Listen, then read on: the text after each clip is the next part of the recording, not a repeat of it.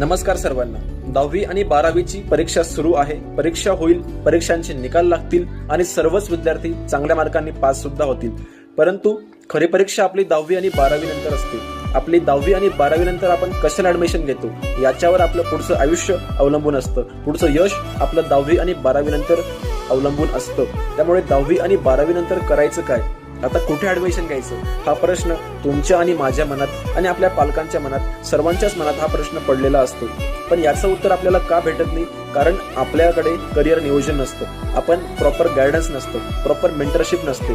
कारण 10वी नंतर 12वी नंतर असंख्य पर्याय आपल्याकडे उपलब्ध आहेत। ITI घ्यायचं, डिप्लोमा घ्यायचं, फार्मसी घ्यायचं, इंजिनिअरिंग घ्यायचं, आर्ट्स घ्यायचं, कॉमर्स घ्यायचं, सायन्स घ्यायचं, असे असंख्य पर्याय आपल्या समोर उपलब्ध आहेत। त्यामुळे आपण गोंधळून जातो, कळत नाही कुठलं ऍडमिशन घ्यायचं आणि कळत नाही की आपल्या मुलाला काय आवडतं, त्याचा इंटरेस्ट कशात आहे, त्याचा कल कुणाकडे आहे। या गोष्टींचं आत्मपरीक्षण करून देणारं आपल्याकडे कोणीही भेटत नाही, किंवा आपल्याला त्याची ओळख करून देणारं कोणीही भेटत नाही। मार्गदर्शन करणारा कोणी नसतो, सांगणारा कोणी नसतो। त्यामुळे या गोष्टीची कमतरता असल्यामुळे आपण आपल्या मुलाचं भविष्य हे कुठेतरी वाऱ्यावर सोडत असतो।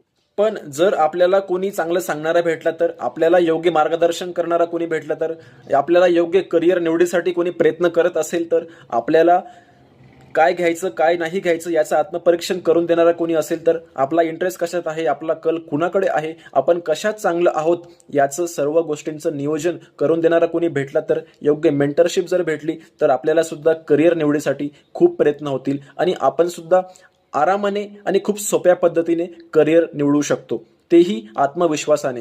त्यामुळे या पेजला फॉलो करा, आपण याच्यावर डिस्कस करणार आहोत।